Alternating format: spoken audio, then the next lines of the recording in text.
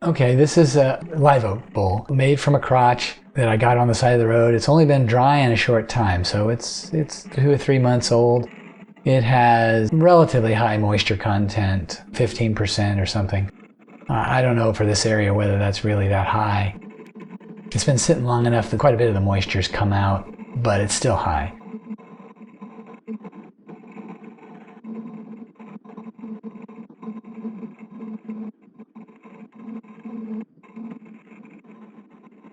You can see I've made a tenon here on the outside, and I've shaped the outside. My intent is to leave the bark on. We'll see how that goes. Since I'm recording this afterwards, I know how it goes, but it doesn't stay on.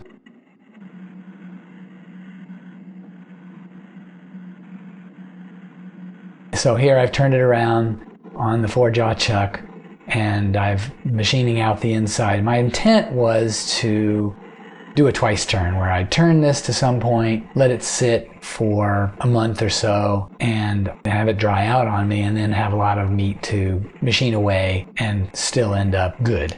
Well, we'll see what I did, but I basically machined it a bit, then I machined it some more, and then I machined it some more, and I didn't twice turn it per se, and there is some evidence of that now that the bowl is finished.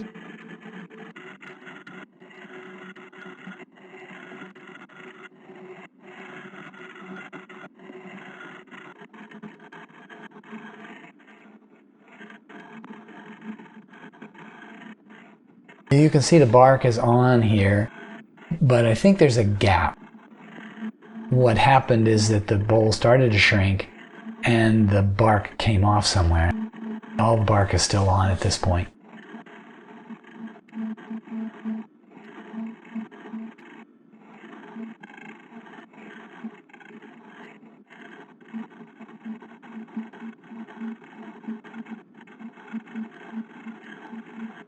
I machined it out. My intent was to get it relatively thin.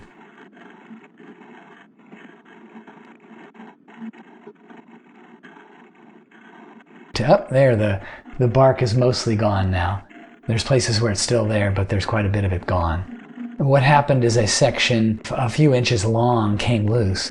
Basically, I guess the bowl shrank and the bark didn't shrink as much, and so it peeled loose. And my thought was originally I would put it back on, but I kind of like the look of live oak under the bark anyway, so I ended up peeling it all off.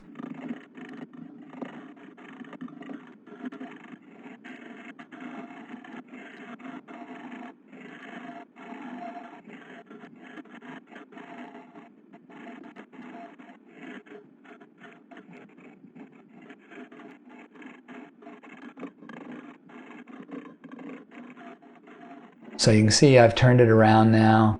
I'm cutting the base so that it's finished. Basically, I didn't remove the entire tenon. I just smoothed it out so it was below flush.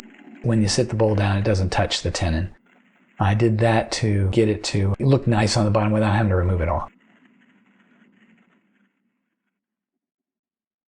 Here you can kind of see the live oak underneath the bark, what the wood looks like. It's kind of nice. I sanded it, but I didn't sand it so much that it was gone. And obviously I had to sand it by hand because it's not uniform enough to spin.